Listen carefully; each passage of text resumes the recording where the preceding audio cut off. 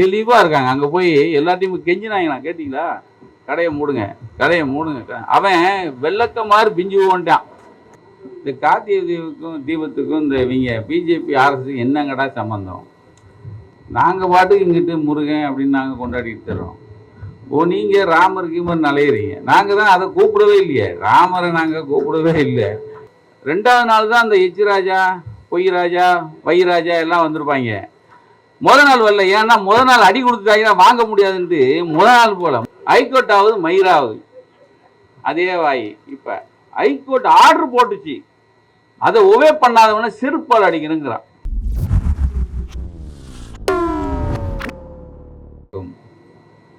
அருமை சகோதரர் திராவிட முன்னேற்ற கழகத்தின் மாவட்ட செயலாளர் சிற்றரசு அவர்களே,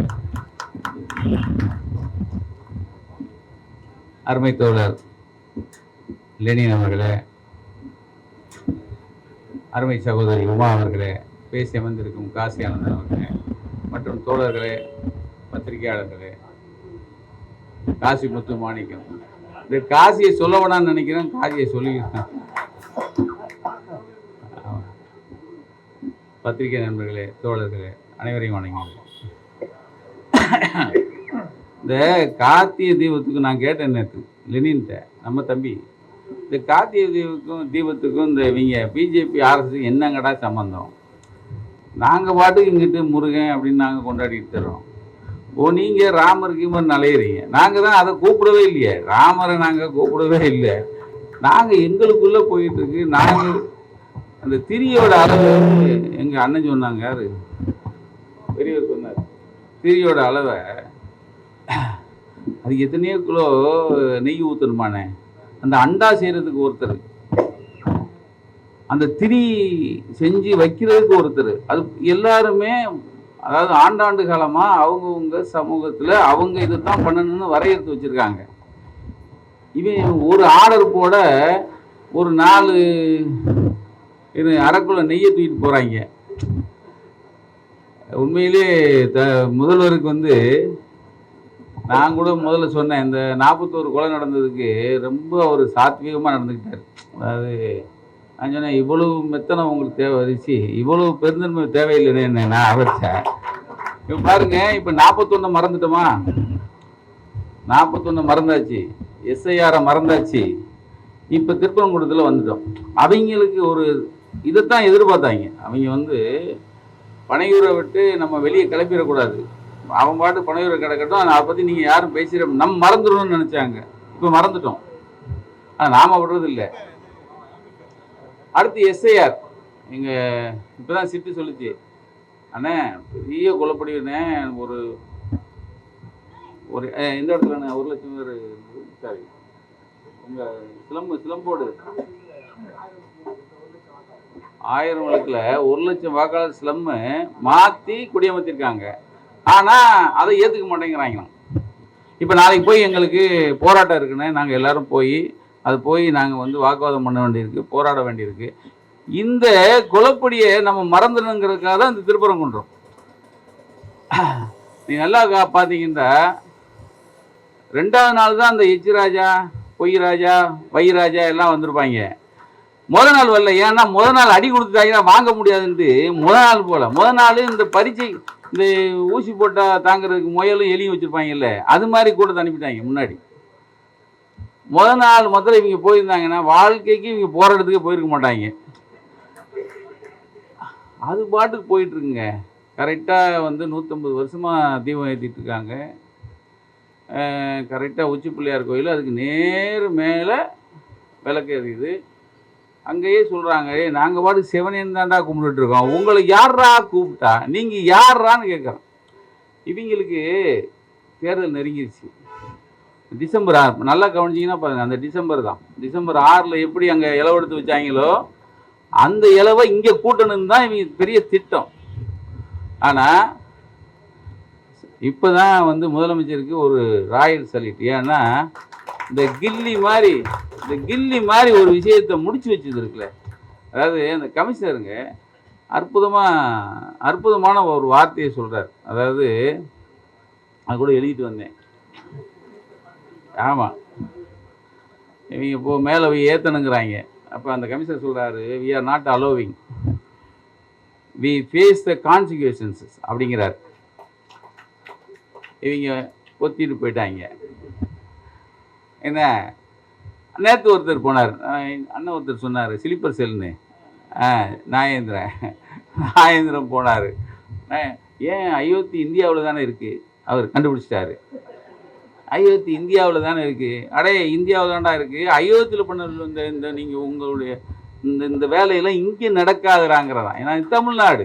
ஏன்னா டேய் நாங்கள் எங்கள் தமிழ் கடவுள் முருகன், நீங்கள் முருகனுக்கு இல்லை, தமிழுக்கே எதுவும் செய்யாதவங்க. நீங்கள் எதுவும் செய்ய மாட்டேங்கிறீங்க. உங்களுக்கு சமஸ்கிருதத்துக்கு எல்லாத்தையும் அள்ளி கொடுக்குறீங்க. அந்த சனியை போகுது போ. ஆனால் உங்களுக்கு பிடிக்காத தமிழை வழங்குற முருகனுக்கு உங்களுக்கு என்ன அக்கறை? ஏன்னா அங்கங்கே வச்சு பார்த்தாங்கண்ணே, தமிழ்நாட்டுக்குள்ளே எப்படியாவது உள்ளே பூந்துடலான்னு பார்க்குறான். எல்லாம் அதுவும் கொல்லப்புறமா சந்து வழியா இதுக்குள்ளேயாவது வந்துடலான்னு பார்க்குறான், முடியல. அப்போது நீதிபதி சாமிநாதனுடைய ஜட்ஜ்மெண்ட்டு ஹெச்ராஜா சொல்கிறான். ஹெச்ராஜான்னு நான் அதாவது இந்த சபை ரொம்ப மரியாதையான சபை, அவன் பேசக்கூடாது, ஏன்னா பெருசுலாம் உட்காந்துருக்கு பெரிய. அப்போ ஹெச்ராஜா செருப்பால் எடுத்து அடிப்பேங்கிறான், புரியுதா? அந்த வாய் முன்னாடி என்ன சொல்லிச்சு, ஹைகோர்ட்டாவது மயிராவது, அதே வாய் இப்போ ஹைகோர்ட் ஆர்டர் போட்டுச்சு, அதை ஒவே பண்ணாதவன செருப்பால் அடிக்கணுங்கிறான். இவங்களை எங்கே போய் அடிக்கிறது, இவங்க எங்கே போய் வைக்கிறது? அதை விட முக்கியம், அவங்க உள்துறை அமைச்சர் நமக்கும் தானே. ஆனால் அவங்க அமித்ஷா அவர் சபரிமலை ஜட்ஜ்மெண்ட் ஒன்று வந்துச்சு. அதுக்கு அவங்களுக்கு வந்தால் ரத்தம், நமக்கு வந்தால் தக்காளி சட்னிங்கிற மாதிரி. அப்போ அவர் சொல்கிறார், உள்துறை அமைச்சர் யார், Amit Shah, I want to tell the state government and those who pronounce the orders in court that issue the orders that can be implemented, not the ones that price the faith of people. அதாவது அவர் என்ன சொல்றாரு, மக்களோட நம்பிக்கையை புண்படுத்துகிற தீர்ப்பெல்லாம் கொடுக்கவே கூடாதாம். அவர் சபரிமலைக்கு மாத்திரம்.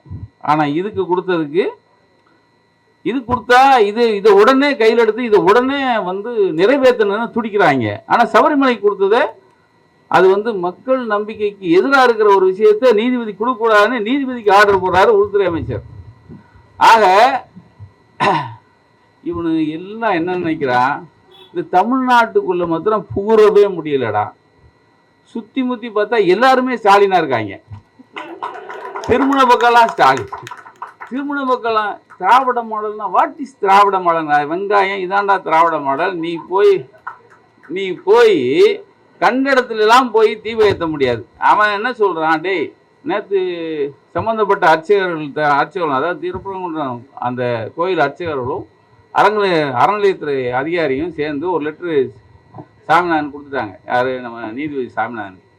ஐயா, கார்த்திகை தீபத்தன்னைக்கு நாங்கள் தீபத்தை வச்சாச்சு, எரிச்சாச்சு, மக்கள் கும்பிட்டாச்சு, எங்கள் வேலை முடிஞ்சின்னு அடுத்த வருஷம்தான் இந்த சோழியில் நீ உள்ளே வராதேன்னு அவங்க ஒரு லெட்டரும் கொடுத்துட்டாங்க. இப்போ நீதிபதி எதுக்குள்ளே உள்ளே வரணும்னு அவருக்கும் புரியல. இப்போ உச்சநீதிமன்றம் தெளிவாக இருக்கு. நம்ம ஆள்கள் ஒரு தீர்க்கமாக ஒரு நல்ல விஷயம் பண்ணது, அடுத்து உடனே உச்சநீதிமன்றத்துக்கு கொண்டு போனது. உச்சநீதிமன்றத்துக்கு அவ்வளவு ஆதாரங்களோடு கொடுக்குறான். அவங்க கேட்பாங்கல்ல, டேய் இந்த விளக்கு என்னென்ன நில அளவை தூணில் தான் விளக்கு வச்சாங்கன்னா ஆதாரத்தை குறான்னு கேட்பானா இல்லையா? அவன் அவ்வளவு நம்ம கொஞ்சம் நம்பிக்கையில் இருக்குது. உச்சநீதிமன்றத்தில் நமக்கு சாதகமாக வருங்கிற நம்பிக்கை இருக்குது. ஏன்னா அவ்வளவு ஆதாரத்தை திருப்பரங்குன்றம் சார்பாக கொண்டு போய் நம்ம கோயிலில் இந்த இடத்துல தான் தீபத்தை எரிச்சாங்கிறதுக்கு 150 வருஷத்துக்கான ஆதாரத்தை கொண்டு போய் கொடுத்துட்டாங்க. அது இவனுக்கு ஆதாரம் எல்லாம் போய் நிற்கிறான். திருப்பரங்குன்றம் இன்னைக்கு தெளிவாக இருக்காங்க. அங்கே போய் எல்லாத்தையும் கெஞ்சினாங்கண்ணா, கேட்டிங்களா, கடையை மூடுங்க. அவன் வெள்ளக்க மாதிரி பிஞ்சு போன்ட்டான், கொண்டே விடு, நாங்கள் பாட்டுக்கு நாங்கள் சோறு தின்னுறோம்டா, இது வர்ற கூட்டத்தை வச்சு தானே எங்களுக்கு வியாபாரம் அப்படின்னு அவங்க தெளிவாக சொல்லிட்டாங்க. ஆக இவன் மத்திய போர்ஸு, அந்த போர்ஸு, இந்த போர்ஸு, எந்த போர்ஸையும் இவங்க வந்து கொண்டு போய் உள்ள தீபம் ஏற்றினாலும் 144 அதெல்லாம் சார். நான் வந்து நம்ம சிஎம் எத்தனையோ நடவடிக்கை எடுத்திருக்காரு. எனக்கு திருப்பரங்குன்றத்தில் எடுத்த நடவடிக்கை ஹேட்ஸ் ஆஃப் சார். அது வந்து உண்மையிலே கில்லி மாதிரி. நான் அந்த கில்லியை சொல்லலை, இந்த கில்லி மாதிரி ஒரு விஷயத்த அன்னைக்கே பட்டுன்னு முடிச்சது சார். எனக்கு அந்த கரூர் விஷயத்தில் கூட நான் கொஞ்சம் ரொம்ப வருத்தப்பட்டேன். ஏன்னா இவ்வளவானே உங்களுக்கு வந்து பெருந்தன்மையோடு இருக்கிறது ஏன்னா அப்படிம்பேன். ஆனால் இந்த விஷயத்தில் அது எல்லாத்தையும் மூடி மறைக்கிறோம், அந்த எல்லாத்தையும் மறக்கிற மாதிரி இந்த விஷயத்த திருப்பரங்குன்றத்தை சார் விட்டுருந்தா இன்னொரு அயோத்தி தான் சார், இன்னொரு அயோத்தி. ஆக ஒரு மனுஷன் எங்கே கையில் எடுக்கணும், எங்கே எதை எடுக்கணுங்கிறத தெளிவாக எடுத்து இந்த திருப்பரங்குன்றத்தை இப்பயும் சொன்னேன் அண்ணன்ட்ட, ஆனால் திருப்பரங்குன்றம் தான் தோற்று போயிட்டாங்களேண்ணே, அப்புறம் மறுபடியும் எதுக்குண்ணே அப்படின்னா, இல்லைண்ணே உச்சநீதிமன்றம் சின்ன தொடுப்பு இருக்குன்னாரு. அங்கேயும் தொடுத்துலாம் வர முடியாது.